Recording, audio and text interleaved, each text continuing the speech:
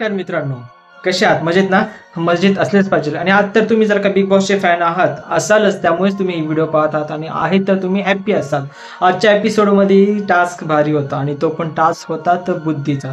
पहिल्यांदी आपल्या जी टीम आहे म्हणजेच जनतेची टीम, जी लोकांना आवडते, ऑडियन्सची टीम आहे ती कोणती म्हणजे टीम बी. अर्थात बी टीममधले लोक जरा मनाने खेळतात, मराठी मनांना ते आवडतात. ए टीममधली फालतू टीम आहे, कारण की ती मनाने खेळत नाही. ते दिसून आले की ती डोक्याने सुद्धा खेळत नाही, ती फक्त आणि फक्त ताकदीने आणि blah blah blah blah blah blah blah blah वाचा खेळत राहते. ती विचाराने खेळत असती तर ती जिंकली असती, कारण की तिला बुद्धी नाही आहे म्हणून ती गुद्दी झाली. आजच्या टास्कमध्ये होतं खरा खोटा टास्क.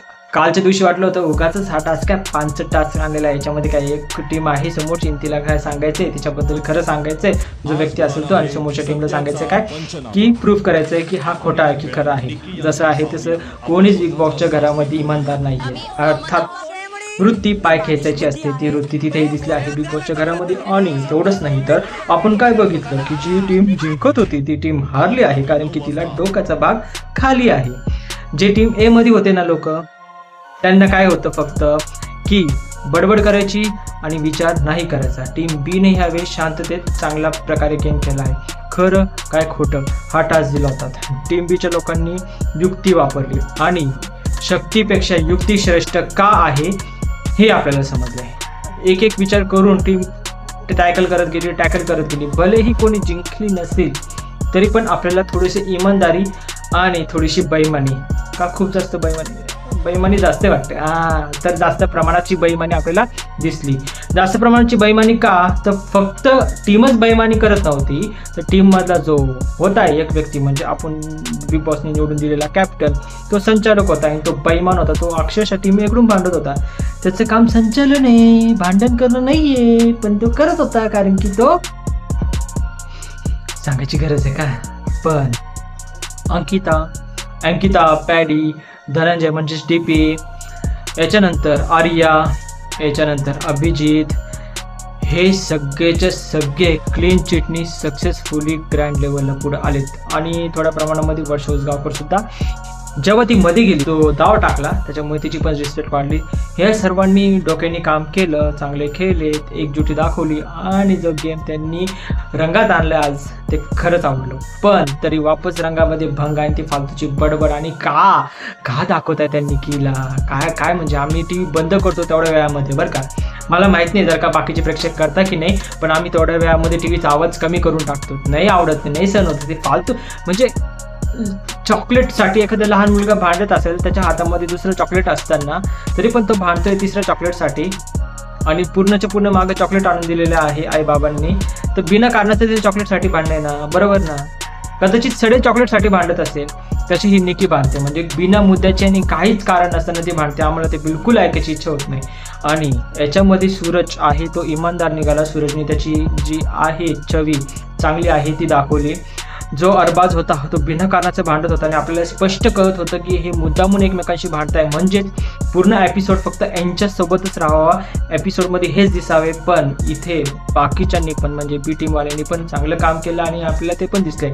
ॲक्च्युली खऱ्या प्रेक्षकांना फक्त बी टीममधलेच लोकांना पाहिजे आहे.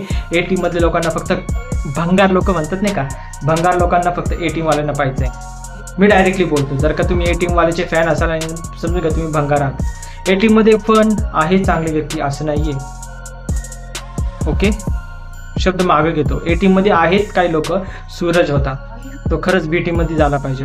वैभव भेजा फ्राय बालबुद्धी म्हणजे मेंटल झालाय तो, मेंटल.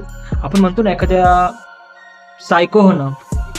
आता अनेकशे लोक कमेंट करतात की हा बालबुद्ध्या आहे, मुलीच्या मागं पळणारा आहे आणि एका मुलीने त्याला फार येडं करून टाकलेलं आहे. तसा वैभव दिसतोय ती इरिनाच्या मागं एकदम हा गुबू तेच झालेलं आहे. आणि ते बोललं पाहिजे. आणि पॅडी बोलला सुद्धा एकदा की जो आहे वैभव तो आपल्या टीममधून आला पाहिजे म्हणजे चांगलं खेळ. वैभवचा पण पॉईंट होता की हा खरंच स्ट्रॉंग खेळतो का, तर वैभव स्ट्रॉंग नाही खेळत. वैभव आहे ना, जेव्हा स्ट्रॉंग खेळायचं होतं टीम बीकडे आला होता, संधी भेटली होती, तेव्हा स्ट्रॉंग नाही खेळायला, पानसटपणा केलेला आहे.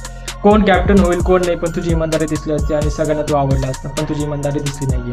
आता येता जेव्हा आपला गेम एंड होतोय, आजचा एपिसोड एंड होतोय, त्यावेळेस मला तो एक होता नाही का, आर्या जेव्हा घेऊन येते DP दादाकडे की जे आहे मी घेऊन आलेले आहे आणि हे A टीमचं काहीतरी आहे, B टीमचं प्रेम आवडेल, पण A टीमची जी गुर्मी आहे ती मला आवडणार नाही, असं कोण बोललं?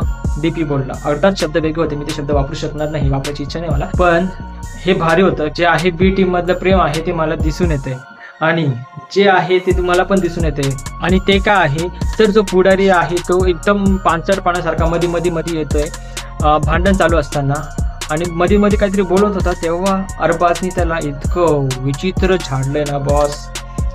म्हणजे पुढारी म्हणायला पुढारी म्हणायचे, त्याला बाकीचे वेगवेगळे कार्यकर्ता, त्याच्या गावाचे माणसं त्याच्याशी गप्पा मारायला.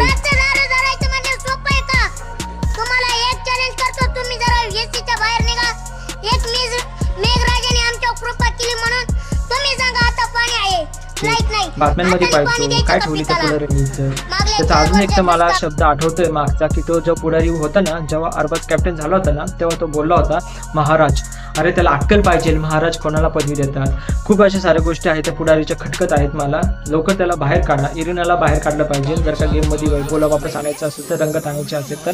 नाहीतर जे त्यांचं काय लफडं चालू आहे आणि जे काय चालू आहे ते एकदाचं पूर्ण दाखवून द्या. एक एपिसोड त्याच्यासाठीच ठेवा, पूर्णच्या पूर्ण मागचं पुढचं सगळं दाखवून द्या, एकदा बोलूनच टाका काय काय नाही ते. आणि बाकीचं तो एक डायलॉग आठवते मला DP दादाचा ह्या हप्त्यामधला, की हे जरी पिकनिकला आले असेल तरी पण बाकीचे जे आहेत नाही काय ते कशासाठी आले होते, ते हनीमूनला आले होते. हनीमून पाहण्यापेक्षा पिकनिक पाहिलेली बरी वाटते. ऑडियन्सच्या कमेंट्स आहेत तशा का, कारण की कुठेतरी आम्हाला आनंद पाहायचा असतो, फक्त लढाई blah blah blah blah blah डोकं दुखायला लागतं, ते नुसतं पाहायचं नाही. तुम्ही पूर्ण एपिसोड जो घालवत आहेत फालतूच्या लढाईवर तो नका करू. थोडंसं आम्हाला हास्यमय गोष्टी आणि थोडंसं हॅपीनेस सुद्धा दाखवत जा. आणि पुढच्या वेळेस टास्क असेल तर अशा व्यक्तीला समजावून सांगायला लावा की तो खरंच चांगल्या प्रकारे समजावून सांगत असेल, कारण की जो टास्क सांगितला जातो तो आम्हाला काहीच समजत नाही प्रेक्षकांना. ही प्रेक्षकांची कंप्लेंट आहे आणि तुमची पण ती कंप्लेंट असेल तर या व्हिडिओची एक शॉर्ट व्हिडिओ बनवा आणि त्यांना शेअर करा जे बिग बॉसवाले आहेत. आणि बाकीचं पुढच्या व्हिडिओमध्ये तुम्हाला कळणारच आहे की पुढचा एपिसोड काय येणार आहे ते तुम्हाला कळणारच आहे. तोपर्यंत जर का तुम्हाला माझी व्हिडिओ आवडत असेल तर व्हिडिओ पाहायचं सोडू नका, व्हिडिओ नक्की पाहा. आणि एवढंच नाही तर चॅनलला सबस्क्राईब करायचं विसरू नका. तुम्हाला नवीन व्हिडिओ येण्यासाठी नोटिफिकेशनचं बटन दाबा. भेटूया पुन्हा. ते टाटा बाय बाय.